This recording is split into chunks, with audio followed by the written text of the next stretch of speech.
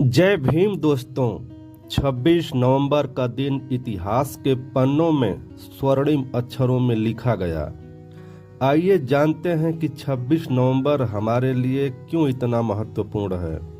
तो वीडियो देखने से पहले आप सभी लोगों से गुजारिश है, प्रार्थना है कि आप सभी लोग इस छोटे से भाई के चैनल को सब्सक्राइब कर लें और बेल आइकन को भी प्रेस कर लें।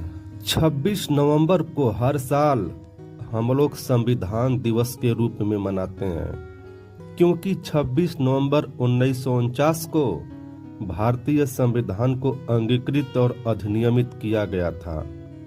हम उस महान व्यक्तित्व को याद करते हैं जिन्होंने भारत देश को दुनिया का सबसे बड़ा और लिखित संविधान समर्पित किया था। वे कोई और नहीं बल्कि बाबा साहब भीमराव अंबेडकर जी थे। संविधान दिवस पर बाबा साहब को याद करते हुए भारत की महामुहिम राष्ट्रपति द्रौपदी मुर्मू कहती हैं, डॉक्टर भीमराव अंबेडकर जी ने जिस प्रकार समाज के वंचित और शोषित वर्गों को अधिकार दिलाने के लिए अपना जीवन समर्पित किया, यह बहुत ही विशेष रूप से अतुलनीय है।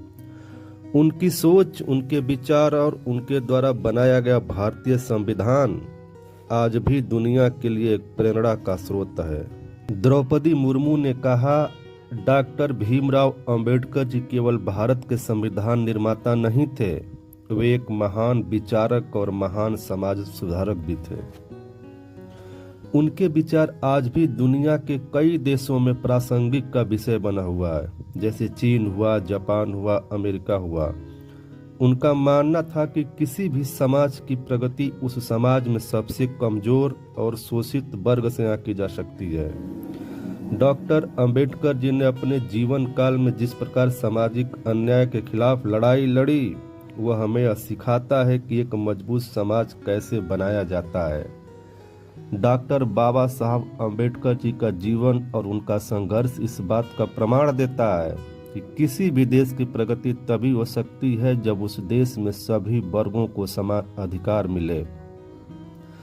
बाबा साहब अंबेडकर जी का संविधान केवल भारत के लिए ही नहीं बल्कि पूरी दुनिया के लिए एक प्रेरणा का स्रोत है।